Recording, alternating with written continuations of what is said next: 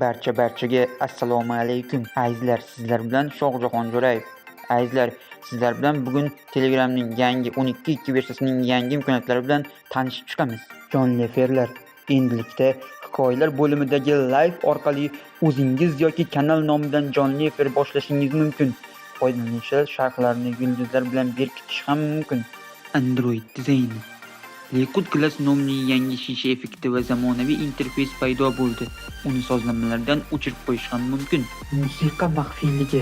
QR kod orqali kontaktlar qo'shish, kontaktlarni telefon kitobi bilan sinxronlash va kanallardan sovg'a olishni taqiqlash funksiyasi qo'shildi.